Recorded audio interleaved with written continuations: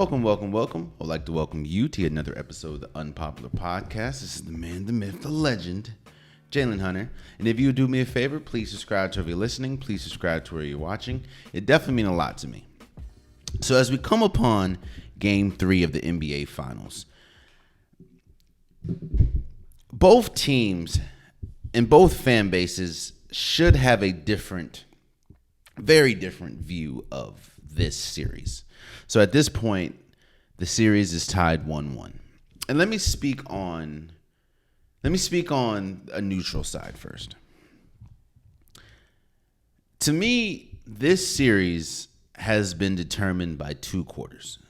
They've been determined by the fourth quarter of Game 1 and the third quarter of Game 2. And what you're seeing is two very evenly matched teams. But for certain, there's a lot of things that Boston does that's better than Golden State. There's a lot of things that Golden State does that's better than Boston. They kind of even each other out, and you're looking at an experienced team. Of course, Golden State's going to be experienced. They are this is their sixth championship in 8 years, or sixth championship appearance in 8 years. So you're looking at the experience, and you're looking at the shooting. You're looking at Steph Curry, and you're just seeing a team, the intensity of Draymond Green. You're seeing a team that knows how to win. You're seeing a team that's been there. When you're looking at Boston, you're seeing a young, athletic team led by Jason Tatum, Jaylen Brown. You're an incredible defensive team. So both teams are better at one thing than another team, but you're seeing a very evenly matched series. And like I said, that's if you question the validity of that statement, again, this series has been determined so far. Now, yes, I understand that it's tied. This series has been determined by two quarters. So that's the neutral side. The team that limits the turnovers and the team that plays the better defense that game is going to win the game. Now, I know it's pretty much easier said than done, but if you look, Golden State had more turnovers than Boston. Game 1, they lost. Boston had more turnovers than Golden State. Game 2, they lost.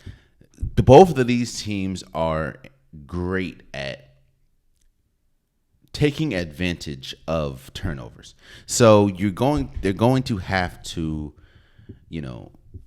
they're going to have to take care of the ball, and they're going to have to play defense. I mean, when you're going up against a team that has Steph Curry, Klay Thompson, Jordan Poole, Andrew Wiggins going crazy from the three-point line, and on the other side, when you have Jaylen Brown that's penetrating, when you have Jason Tatum that can seemingly shoot from anywhere, when you have Al Horford, Marcus Smart, defense is going to win, and that's why a lot of people have picked Boston, because they understand how important Boston is. The better defensive team because they have younger legs. They're like ranked number 1 in defense since like January. So that's the neutral side. But like I said, there's the definition of fan, or let me say, not this definition. Fan is short for fanatic. So let me talk about how both sides should be looking at this series so far. Let's talk about the Golden State side. No, let's talk about Boston side first. You can have two schools of thought for Boston. You can say Game 1 was more like the Boston that we'll see, or you can see Game 2 is more like the Boston that we'll see. What do I mean by that? Game 1, Jason Tatum didn't have the best game scoring-wise, but he had, I think, one of his best assist games in his career. I think he was like 12 points, 13 assists, which is the most, I believe, in a finals debut. Jaylen Brown played incredible. Al Horford played incredible. I think Al Horford had like 26 points. Marcus Smart played incredible. Derek White played incredible. And Golden State, I'm not going to say they were dominating the entire game, but they were pretty much, they were the better team the entire game until the fourth quarter. In the fourth quarter, I think Boston went on a 40-16 run and blew the game open, and then they won to 120-108. So you can look at that as, no, you're probably not going to get 26, 21, 25 from Marcus Smart, Al Horford, and Derek White. That's probably not going to happen. But what you can do is you can get more contributions from them. You can get 15 points from Al Horford. You can get 10, 15 points from Marcus Smart. You can get 10, 15 points from Derek White.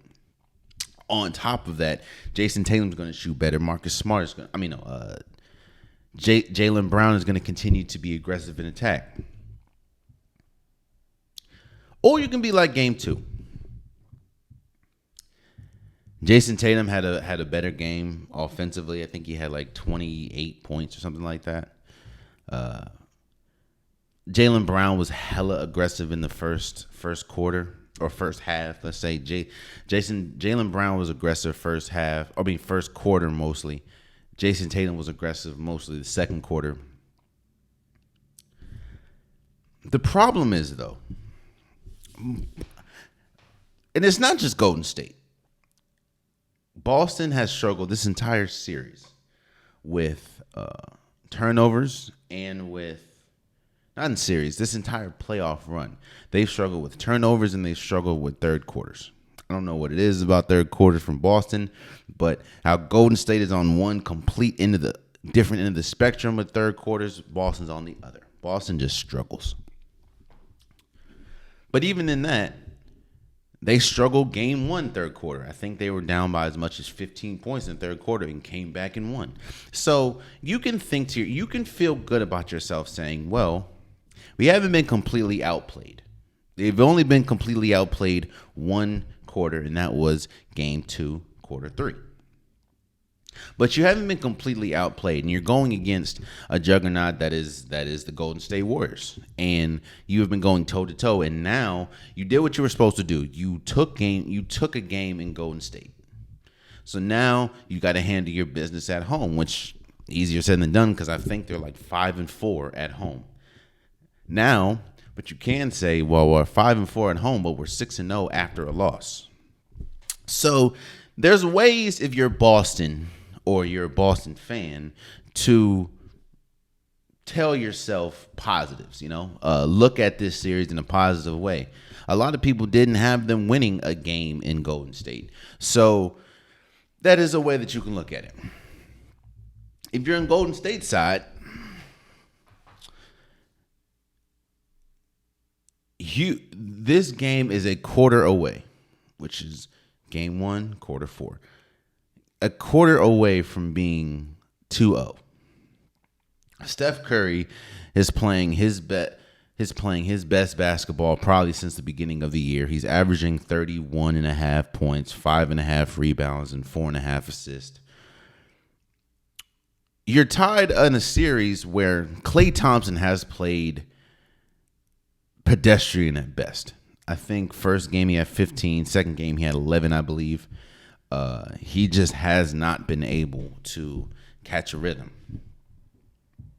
Jordan Poole was able to catch rhythm game 2 in that third quarter where Golden State won game 2 107-88, and there was a point in that game where they were up by I think 30 points.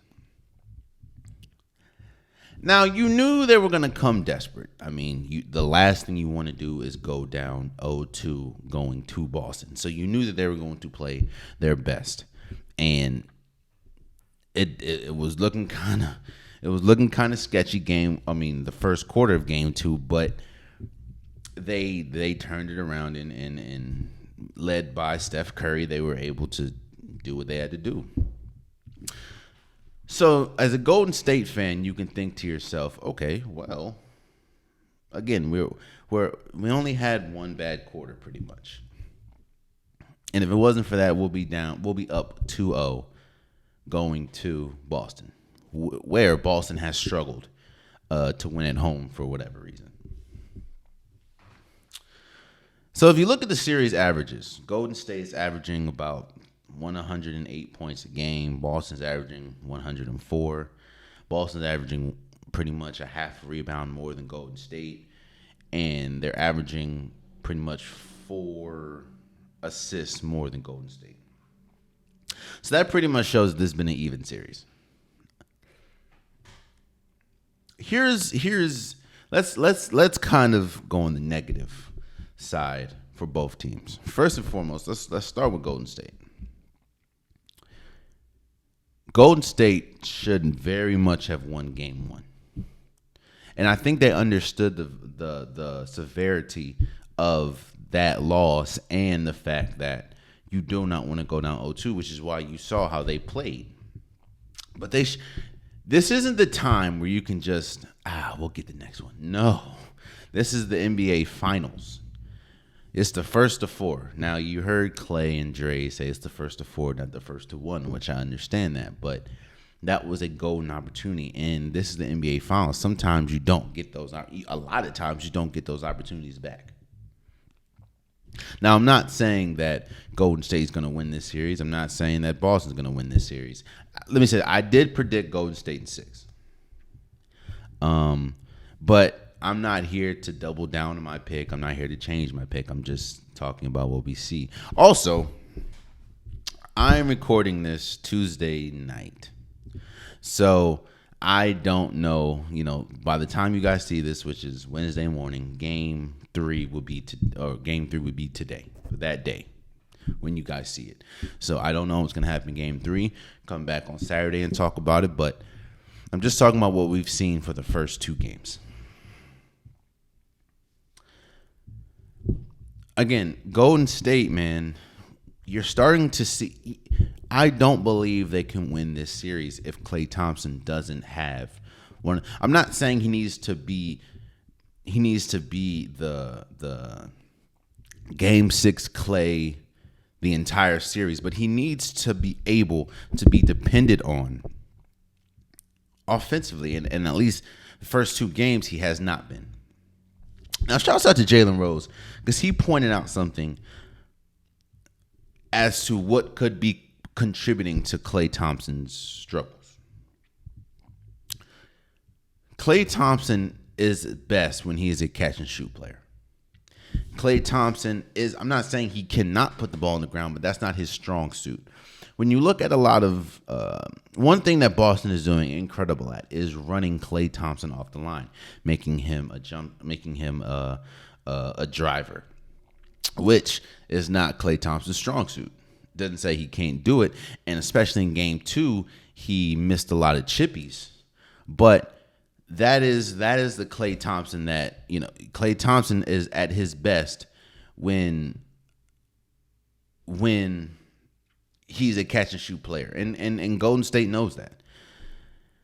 I think what you're going to see is you're going to start to see them really try to get Klay Thompson clean looks. Now, he's missed a lot of clean looks in this series, but a lot of them has been difficult. Put the ball on the ground, driving on Peyton Pritchard, driving on Jaylen Brown, and doing tough shots, and especially. A lot of people are like, why do you keep saying, okay, so one thing that I do want to address about this. A lot of people ask, well, you keep talking about Klay Thompson's injuries. Why do we talk about Klay Thompson injuries when he has a bad game, but don't say anything when he has a good game? And I think what people have to understand is, again, Klay Thompson, and it's been said several times now, Klay Thompson has missed 941 days before coming back to play due to an ACL tear and an Achilles tear.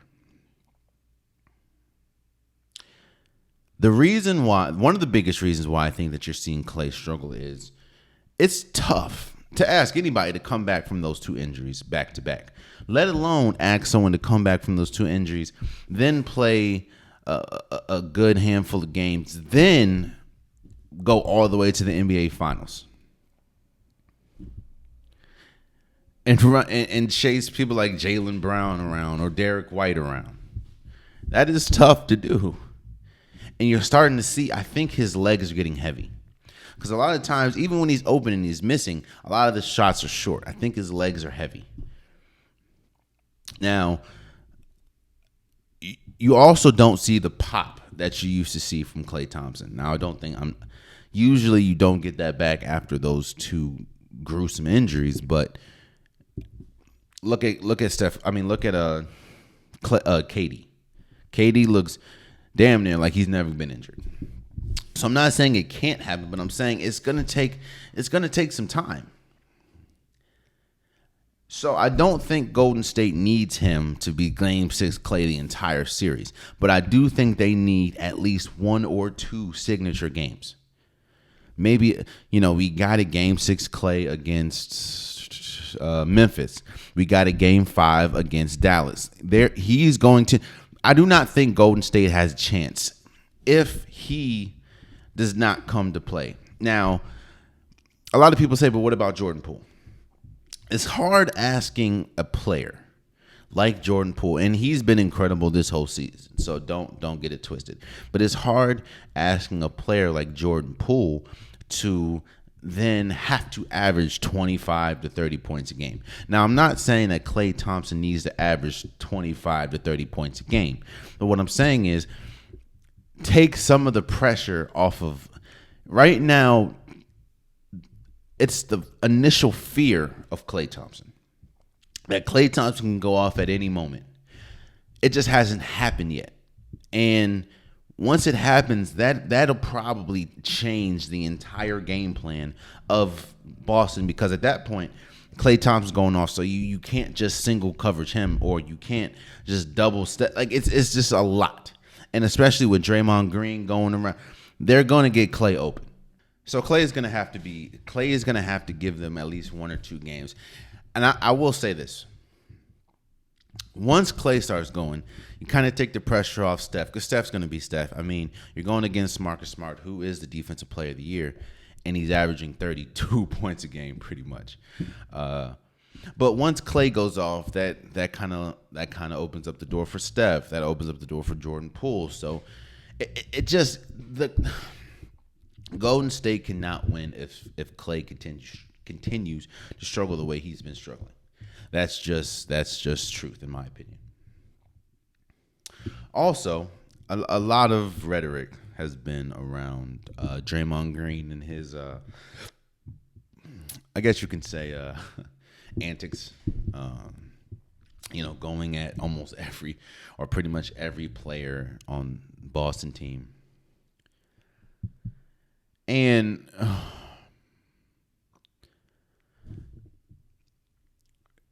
I do agree with the fact that Draymond Green does have to be careful, because the last thing you want to do is get suspended, especially in the finals. We know what happened last time he got suspended in the finals. That's the last thing you want to do, especially against this Boston team where you are as important as Steph Curry. Not saying you're more important, but you're as important, because Steph Curry, what he provides offensively and the pressure that he puts on Boston offensively, Draymond Green does the same thing defensively. As we saw, Game 1, Draymond Green looked a little timid. I'm not going to say timid, but he looked lethargic. He wasn't as fiery as usual. And they lost. Golden State lost. Game 2, you got the regular Draymond Green going at everybody, Elena Grant Williams yelling at everybody, even the coach, Ime Udoka, and they won. I'm not saying that is the remedy, but there is a correlation to when Draymond Green plays fiery, plays good, there is a correlation to the Golden State winning. So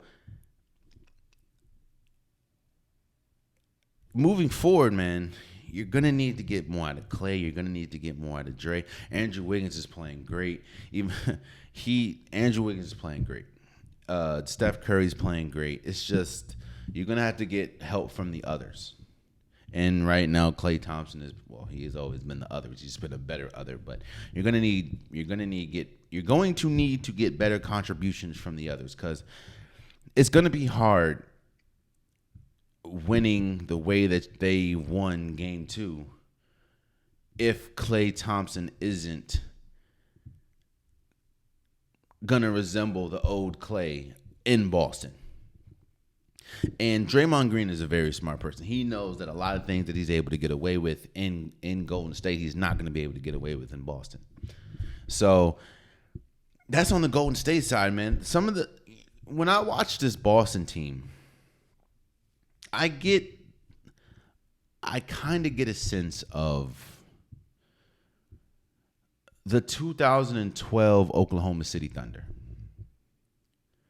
If you look on paper, Boston is the clear better team than Golden State. If you look at that 2012 Oklahoma City team, on paper, that team was clearly better than the Miami Heat.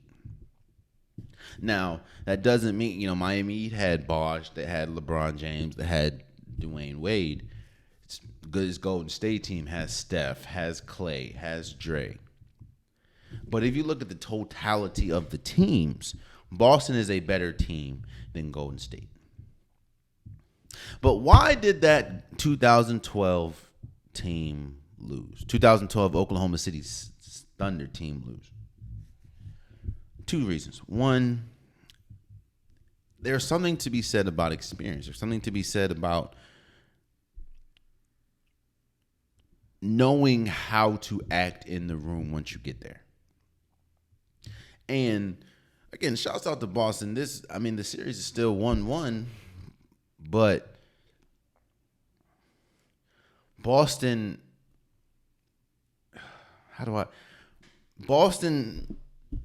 there are sometimes they look like, now, let me say this. Let's take Golden State's third quarter from game 2. Let's take that away. And let's take away Boston's game, or Boston's fourth quarter in game 1. Take that away.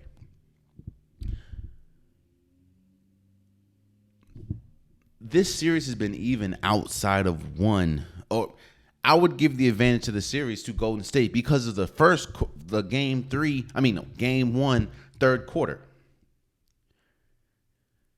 Because that's when Golden State had them up like 15 points. And a lot of people thought it was over. Hell, I thought it was over, at least that game. So it just, there's a lot of times when it feels like the light is very bright for Boston, even in the game that they won. Now, they had a historic fourth quarter, but in game 1, but it just sometimes it seems like, especially game 2, it just seems like the light's too bright when you have 3 starters score a combined 6 points. Starters. When you have Steph Curry win the defensive battle against Al Horford.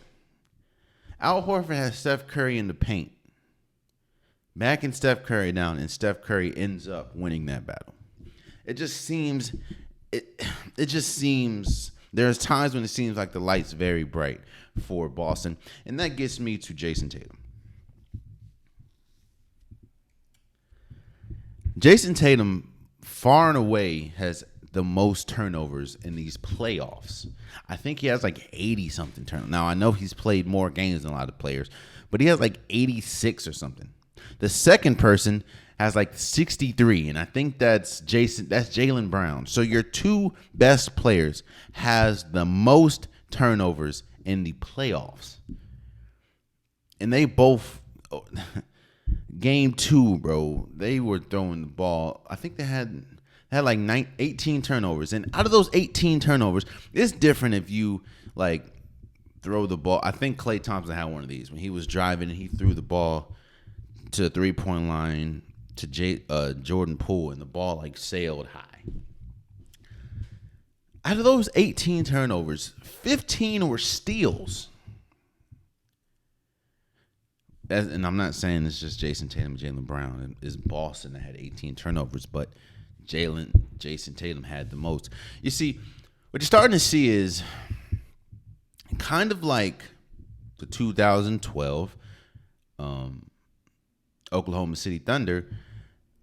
there's a lot of parallels from that team to this team. One, Russell Westbrook is not a traditional point guard. And when I say traditional point guard, I mean the Chris Pauls in the sense of doesn't really look for his shot. He looks to get other people's shots. He looks to get other people going before he gets going himself. Marcus Smart is not a traditional point guard. Neither is Russell Westbrook. Now, I'm not comparing them talent-wise. I'm comparing them in the sense of Marcus Smart is not the type of player to say, all right, let me get other people involved or let me get other people going before I get myself going. That's just not who Marcus Smart is. He's an incredible defensive player, but as sense of a point guard, that's not who he is. Russell Westbrook, not really the sense of a point guard. He's not a traditional point guard. He is a point guard. He is not a traditional point guard. He's attack, get his points. That's who Russell Westbrook is. Jason Tatum, a young player, had a good game, but had a lot of turnovers these first two games, i.e. Kevin Durant. Look how many turnovers Kevin Durant had in that 2012 series. Then you have James Harden. Well, he was coming off the bench at the time, but he was uber aggressive at times. And then those other times when you forgot he was on the floor, i.e. Jaylen Brown. Jaylen Brown had like 13 straight points game 2 in the first quarter. And then I think the next half he was like 1 for 11. What I'm just saying is I can see both teams losing this series. Again, I know I picked Golden State in 6. But I can see both because, I mean, Boston is the better team than Golden State. Golden State has the better player, and they've been there. Oklahoma City should have beat Miami. If you look on paper, Oklahoma City should have beat Miami in 2012. But there was no way in hell they were going to do that, especially when you have LeBron, D-Wade. When the whole Miami team has been there. And you're going up against a young Oklahoma City team. Golden State is going up against a young Boston Celtics team. And another thing.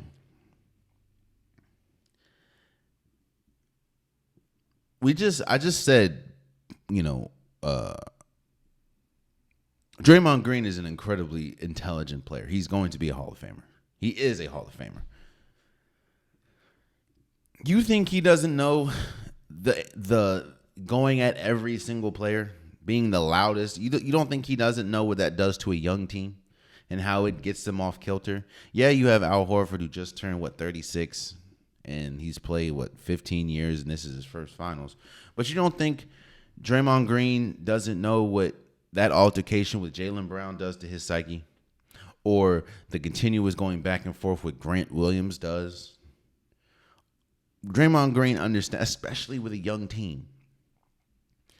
I'm not saying it breaks a team, but what it does is it averts their focus. So let me just speak basketball players. Now, I've never been in the NBA, so let me not sit here and say I've been in the NBA. But as I've hooped, I played college, I played middle school, I played. One thing that can be said about basketball players, hell, any sport, is if you feel disrespected, you're going to address and attack that disrespect at the moment. But what does that do? That takes you away from your current situation to address whatever you're trying to address. That means now Derek White is worried about what Draymond Green's saying. Now Grant Williams, who was a godsend for Boston in the Miami series, has not shown up these first two games. Now Jaylen Brown is worried about, his interaction with Draymond Green and has one of the worst second halves I've seen him have his entire career. What I'm saying is savvy vets. Savvy vets is what wins championships. And it's going to be interesting. I will say this. I think I put this on Twitter, but I will say this. Who I believe, I could be wrong clearly, but I believe whoever wins game 3 probably will win the series. Because it's hard for me to see Golden State then winning the next 3 out of 4. When Boston only has to win 2 out of 4. And then on top of that, Boston struggles at home. Or on the reverse, Boston struggles at home. So I can see Golden State taking back home court advantage in game 3. And if that's the case, the last thing you want, it could go 7. The last thing you want to do is play Golden State for all the marbles in game 7 at Oracle. So, not Oracle, at the Chase Center. So this is one thing I will say. This has been a good series, man. This has been a very good series. You have a lot of storylines. Steph Curry looks like the clear cut. If Golden State wins, Steph Curry looks like the clear cut Finals MVP. The one, and a lot of people are saying, well, his legacy has to be his legacy. He's the one thing he doesn't have, which he understands, is an NBA Finals MVP. That's which he should have had in 2015, but neither here nor there. Steph Curry has played great. Even though Jason Tatum has not played well, he contributed. He had 13 assists in game 1. He had like 28 points in game 2, and he was letting it go from 3 in the second quarter of game 2. It's been a good series. These last 2 series last 2 NBA Finals have been really good, man. With Milwaukee and Phoenix last year, and this year Golden State and Boston. So again, Wednesday, which tonight when you guys get this, it will be game 3, and I'm gonna predict.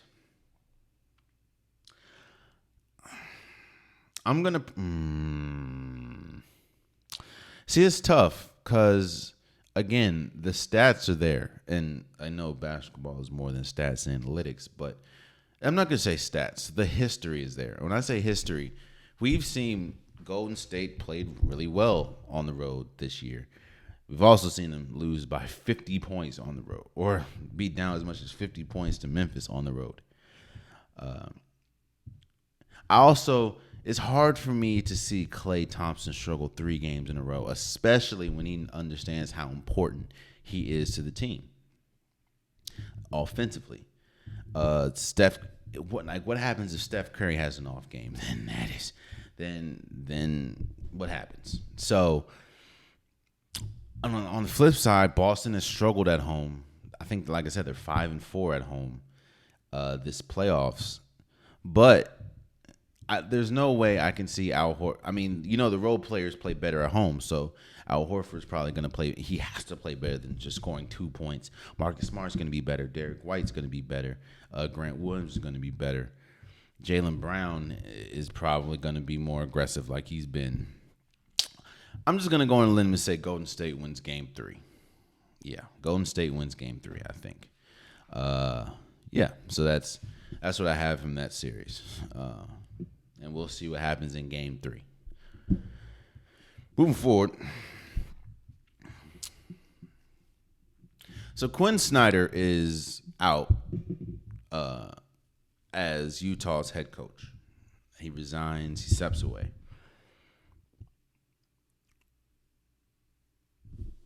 One thing that I've said on this podcast, I've said it several times.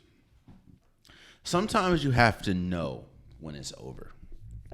And what you see a lot is teams, players don't see it when they should see it. They see it when it's way too late. Let me give you 3 instances when a team, I'm not gonna single out a player. A team, it was over way before it was over, if that makes sense. Let's start with the famous one, or with one of the most recent ones. Trailblazers. There was always a ceiling with Damian Lillard and CJ McCollum. We talked about this with Jaylen Brown and Jason Tatum. There was always a ceiling with CJ McCollum and Damian Lillard, both very gifted offensive players, but both don't really bring much to the defensive side of the ball. And it's kind of hard when two of your backcourt mate or two backcourt players don't really play defense. Which is why you saw year after year after year, they'll get bounced out the first round, or they'll make it to the conference finals that one year and get bounced again. Like you looked at Portland, and you knew there was no way in heaven and hell they can win championship. None. Hell, that's how it look like now. But even with how good CJ McCollum is, even with how good Damian Lillard was, you knew there was no way they could win championship. In fact, a lot of people are saying they should have blew it up or broke that up 5 years before they did. Now you look, CJ McCollum's in New Orleans. Dame is coming, recovering from injury. But I don't think Portland is anywhere closer to a championship with or without CJ McCollum than they were 5 years ago. That is an example of a team that should have blew it up a long time ago but didn't. Let's go to Washington. John Wall and Bradley Beal. There was a ceiling there. And while I'm a Washington fan, I love John Wall, I love Bradley Beal, there was a ceiling there. And it didn't help that John Wall had 2 consecutive injuries. Kind of like Klay Thompson. The difference between John Wall and Klay Thompson is Klay Thompson doesn't rely on his athleticism to carry his game. That's John Wall's number one attribute is his athleticism. So when you have 2 lower leg injuries like he had, I'm not saying he's a shell of himself, let's say that. But about 4 or 5 years ago, they were saying, yo, it's time to break this up. Washington's kind of still in that pattern with Bradley Beal. What do you do with Bradley Beal? Do you trade him? Do you give him a supermax? Like, what do you do? Still in that cycle. And the last team I'm going to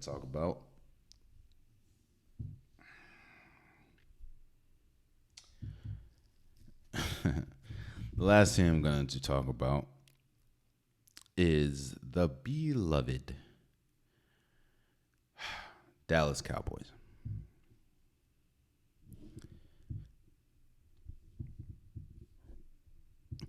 They're kind of, in my opinion, in the situation right now with Ezekiel Elliott. Ezekiel Elliott at one point was arguably the best running back in the league.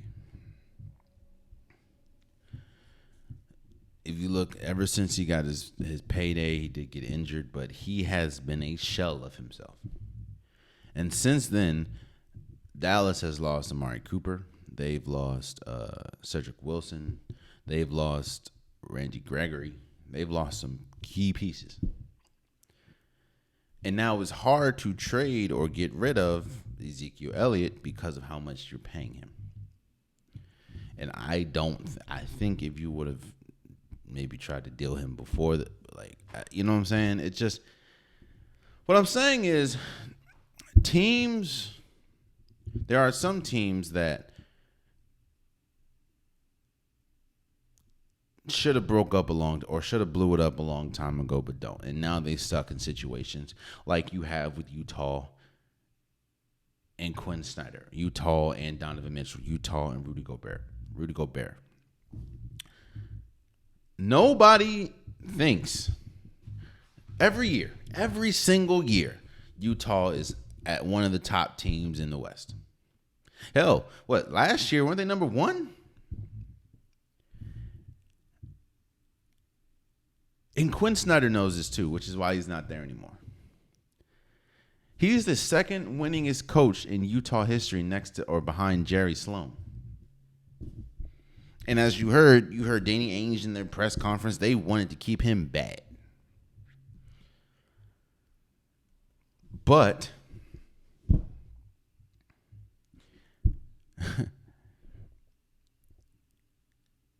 kind of like Portland, it doesn't matter what Utah does. Hell, again, a year or two ago, they were the number 1 team in the NBA record-wise. Nobody and their mama thought they were going to win a championship. And they didn't. Why? Because outside of Donovan Mitchell, who is a star, not a superstar in my opinion, and Rudy Gobert, who is a good defensive player, great defensive player. But that's about it. There was a ceiling there. And instead of doing what they should have done a while ago and broke them up, now they're pretty much going to be forced to. Something is not right in Utah. And it starts with the fact that a head coach, they begged Quin Snyder to stay. They were willing to give him an extension and make him the highest paid coach in the NBA. And he said, no. He walked in, he saw that this team is not going to be the same. He looked and said he's about to lose one of his stars. He's about to lose Rudy Gobert, or he's about to lose Donovan Mitchell. One of them, maybe even both, is out of here. There's no point of me staying, because at that point you're setting Quin Snyder, who is one of the best coaches in the league. You're setting him up for failure. So now it's just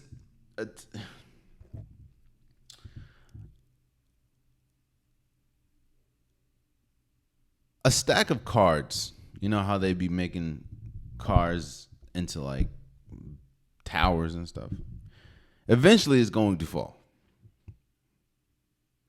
Either someone's going to prematurely knock it down, someone's going to knock it down when you finish, or it's going to eventually fall. What do you want to be? Now you're seeing all the dominoes are falling for Utah, and a lot of this could have been prevented. And here's the thing that people's like, well, if you blow it up, you're not going to win a championship anyway. It's true. But the last thing, and I talk about this all the time, the last thing you want to do is be the middle of a pack team. Like the Utah Jazz. What's another middle of the pack team? The Atlanta Hawks. The Charlotte Hornets. The San Antonio Spurs. Why do you not want to be the middle of a pack team? Hell, even in the NFL, the middle of a pack team in the NFL. The Tennessee Titans. The Miami Dolphins. Now the New England Patriots. The Washington Commanders. The reason why you don't want to be the middle of the pack, because you have nowhere to go. You're not bad enough to be a top lottery pick or unless you do a trade or something, or draft high in the lottery. So you're not going to get one of the top talents in the league or top talents in the draft, because you're too good for that. I'm not saying too good. Your record is not good enough, or it's too good to be in the lottery, or too good to get a high draft pick in the NFL draft. However, you're not good enough to be in the playoffs. You're not good enough to make any noise in the playoffs. Hell, we need to see what happens when Zion Williamson comes back, but the New Orleans Pelicans is the middle of a pack team. They're too good to have a really good draft pick. Well, they're going to have one because of the Lakers, but they're too good to have a regular draft or a high draft pick, but they're not good enough to make any noise in the playoffs. Ain't nobody thinks that New Orleans Pelicans are going to win a championship.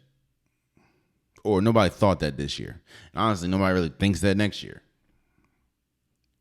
That's Quin Snyder knows this. which is why he is not the head coach of Utah anymore. And he didn't get fired. He left. He was like, yeah, I'm out this. I'm out, dog. I'm not doing this. I see the writing on the wall. The writing that's been there for 5 years now. And now it's starting to really seep through. Because think about this, man. Let's just look at this year. Utah was one of the top teams to blow double-digit leads. Just this year. One of the top teams at giving up double-digit leads.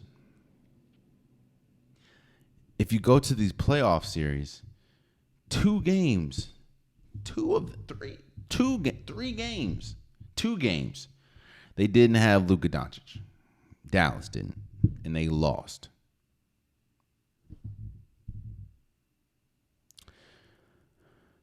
A lot of people look at what Donovan Mitchell and the Utah Jazz did in the bubble. You know, he was having 50-point games left and right. But even in that, they didn't win nothing. They lost to Denver that series. As the number 1 overall seed, they lost to a Clippers team the year after. A Clippers team without Kawhi Leonard. Yeah, you had Paul George, but it was Paul George and Reggie Jackson. No Kawhi. They lost that series, which allowed the Clippers to make their first conference championship ever. So what I'm saying is this, man. Quin Snyder is out. Utah has a lot of it's not really questions. It is question. It's one question. Who the hell is leaving? It's either going to be one of two. Maybe it's going to be 1, 2, or both. The last thing you want it to be is both. And actually, the last thing you want it to be is both. The second to last thing you want it to be is neither. Because as we see, it's clear Donovan Mitchell and Rudy Gobert don't want to play with each other. Or at least Donovan Mitchell doesn't want to play with Rudy Gobert. There was a point in the series against Dallas where I think Donovan Mitchell passed Rudy Gobert the ball once. To emphasize how hard that is, there are times in a game, especially if you're going off, where teams are going to double you, right? And the one thing that you're going to do is try to get the ball out of your hands, so you don't allow them to.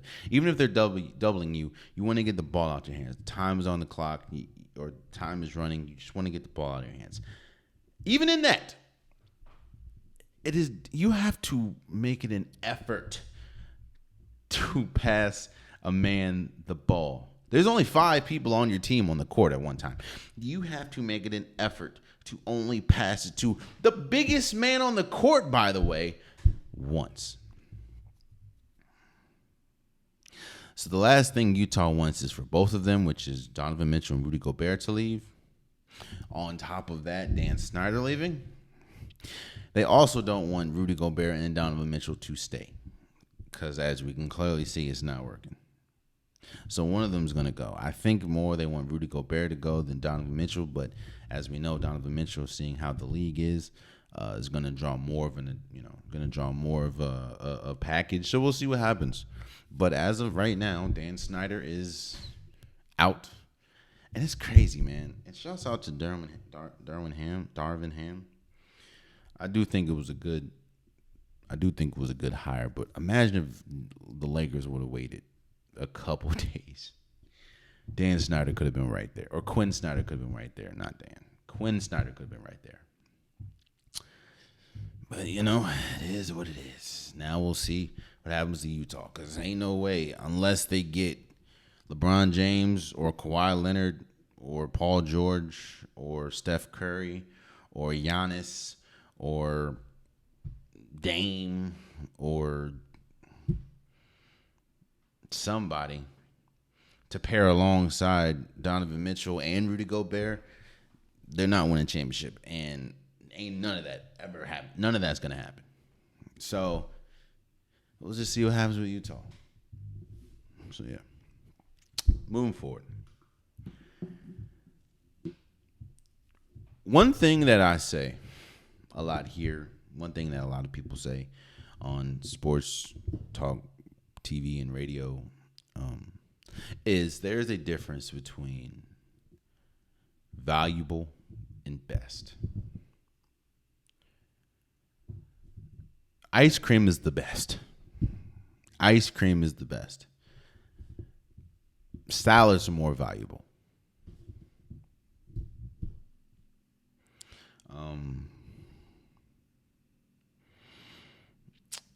Motorcycles are the best. Cars are probably more valuable. When we talk about the game of football, we know how valuable quarterbacks are. Quarterbacks are pretty much the end all be all, and if you're going to win or not. You can have the greatest defense of all time. You can have the greatest offense of all time. If you don't have a good quarterback, you don't have much. Hell, I know people are going to say, but what about Trent Dilfer? Okay. Trent Dilfer was serviceable. He wasn't bad. Don't believe me? Look at the Miami Dolphins the last few years. Incredible team. Great team. Championship caliber team. Just didn't have the right quarterback. So I understand how valuable quarterbacks are. Aaron Donald is the best player in the NFL. Not saying he's the most valuable, but he is the best player in the NFL. And he just got a 3-year, I think, $95 million extension. This man has, I think, 8 or 9 Pro Bowls, 3-time Defensive Player of the Year, one of 2 players to win the Defensive Player of the Year as a rookie, I think.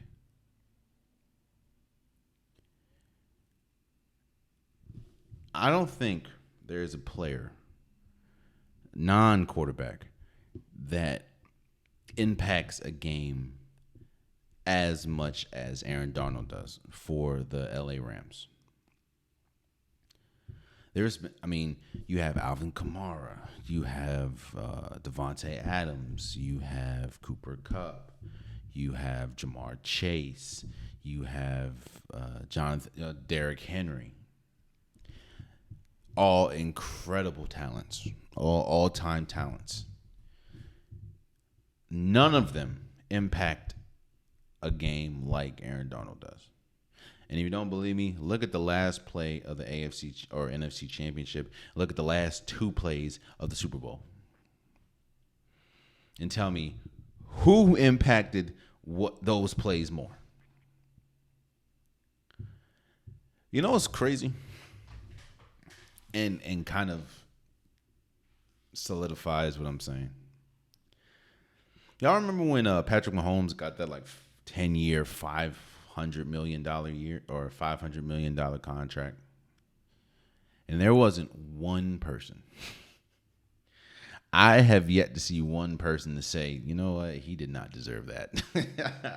That was a bad contract. Why would you give him 10 years, $500 million? No one, I've not heard a soul say that. Same thing with this. I've not heard a soul say Aaron Donald is the highest paid non-quarterback in the league. He doesn't deserve that. What has Aaron Donald done? In fact, let me just take a gander. Let me just tell y'all, for people that don't know, what he's done already. Super Bowl champion, 3-time Defensive Player of the Year, Defensive Rookie of the Year, 7-time first team All Pro Bowl, 7-time first team All Pro, 8-time Pro Bowl. He made the NFL 2010 All Decade Team and the Deacon Jones Award.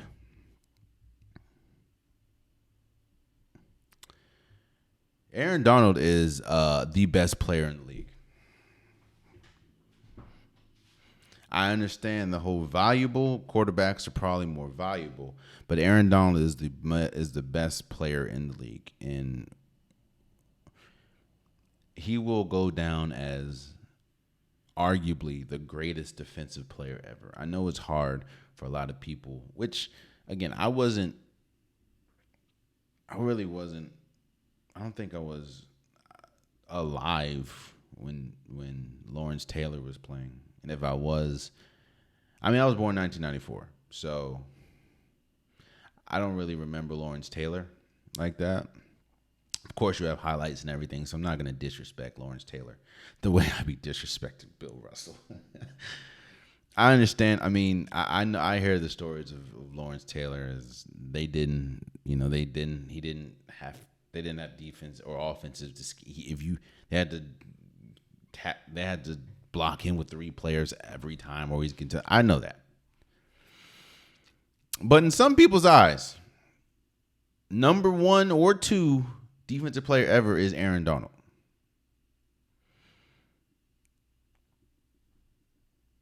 And it's not hard to see why. I know from what I know. There's been some great defensive players, man. Ray Lewis, J.J. Watt, Reggie White, Lawrence Taylor. And the fact that you're in the conversation as the greatest, something to be said there. So shouts out to Aaron Donald for getting his contract extension. Definitely well deserved. And lastly, before we go, we have the unpopular topic of the day.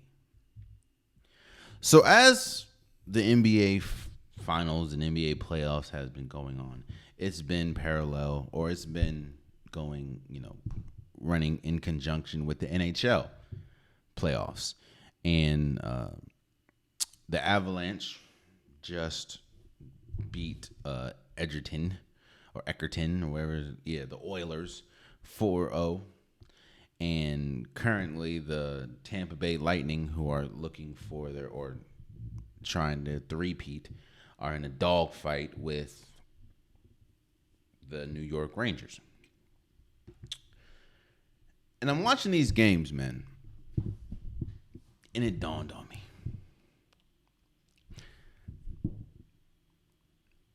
Now, of course, I'm not the smartest when it comes to hockey. I can't say I'm a huge fan. I can't say I'm a hockey enthusiast. I watch it when it's on TV. But one thing hit me. I think the goalie position is the most important position in sports. Now, I understand the people that are typing, but what about quarterback? What about quarterback? Hear me out. We just talked about Aaron Donald. I just talked about Aaron Donald. And I know I say that it doesn't matter how good of a team you have. If your quarterback is trash, you're not going to win. That shows you how valuable quarterback is, right? I also gave an example of Trent Dilfer. Not saying Trent Dilfer was not trash. He was a very serviceable quarterback. But if Trent Dilfer didn't have one of the greatest defenses of all time in the Ravens and Ray Lewis in the Ravens defense, it doesn't care how serviceable he was, you're not winning. So no, I don't think Trent Dilfer was garbage, but he wasn't that good. He was serviceable. He did just enough so that the defense can take over. Sort of the same way at the last Super Bowl for Peyton Manning. When it was a Super Bowl 50, the Broncos against the Panthers. Peyton Manning was garbage. Let me not say that. Peyton Manning was serviceable when he needed to be. He had a historic career. Will go down as one of the greatest quarterbacks of all time.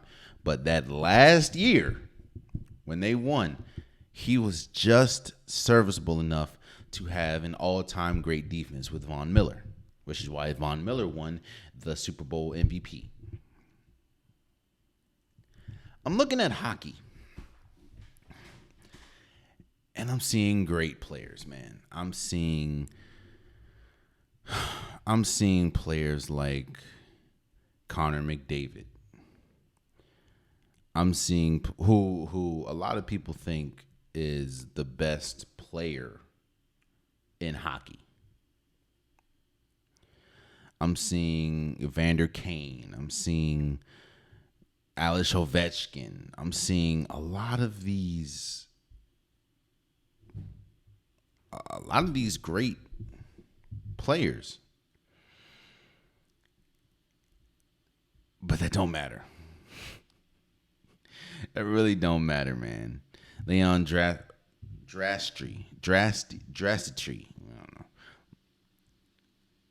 Mike Zibanejad. These last names is killing me.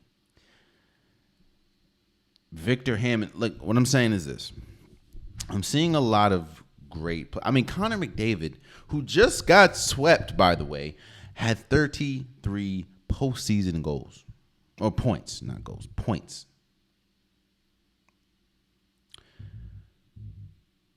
Yet and still, it didn't matter because the Avalanche had the better goalie.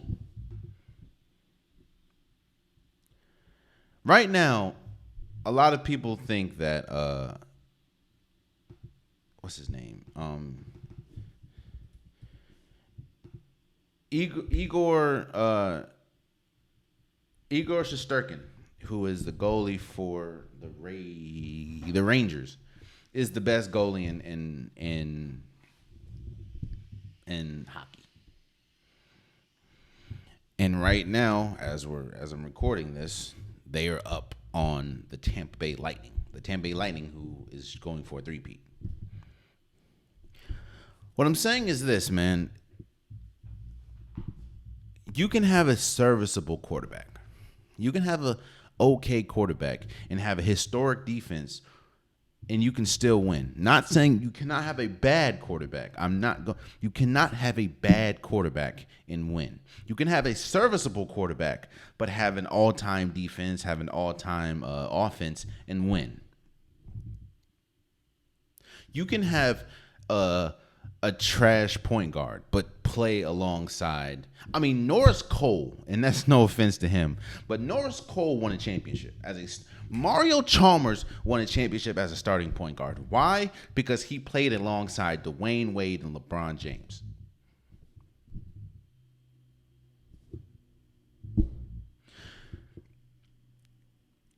You can be a serviceable point guard. You can be a serviceable pitcher. You can be a serviceable quarterback. You have to be a great goalie, or your team has no shot in winning. We just saw Connor McDavid, who is arguably the best player in the NHL currently, get swept by the Avalanche because the Avalanche has a better goalie. We're about to see possibly the Tampa Bay Lightning lose because they're going against Igor Shesterkin, who is the better goalie. It don't matter how good Austin Matthews. It doesn't matter how good you are. If you do not have a good goalie, it don't matter. So, my unpopular opinion of the day is the most important position in sports that dictates winning and losing, in my opinion, is the goalie for NHL. The reason why it's not really talked about a lot, because a lot of people don't watch hockey, which I understand. I don't really watch hockey that much. But watching these playoffs, it's starting to get apparent. The goalie, and what about, I hear people, what about soccer goalies? Bruh, games can end 1-0. In fact, games usually end 1-0. Yo, Tim Howard was a really good goalie. Team USA ain't won nothing in the World Series. In the World Cup. Especially when you have Lionel Messi dropping 5 goals and Cristiano Ronaldo dropping 5 goals like it's nothing. That don't happen. That never happens. If the better goalie usually wins. So, my unpopular opinion of the day is the most important position in sports that dictates winning and losing is an NHL goalie. You can argue with me if you want. Leave them in the comments. It is what it is. But I've seen, the Rangers, the Avalanche, the Rangers, Avalanche, and Tampa Bay Lightning all have incredible players. One thing, and the reason why I didn't say the Oilers is because the Oilers had the worst of the goalies, and now they just got swept. And I think the 2 best goalies right now in the NHL is on the Tampa Bay Lightning and the Rangers, and that's why they're going back and forth. So the most important position in sports that dictates winning and losing is a hockey goalie. And there you have it. That's been today's episode of the Unpopular Podcast. If you want a Popular Podcast shirt, hoodie, sweater, long sleeve, joggers, the link is in the description below. I have multiple different colors, multiple different designs. Get your Unpopular Podcast merch today. Hey, man, it looks good. So get yours. Also, please subscribe to wherever you're listening. Please subscribe to wherever you're watching. And until next time, much love.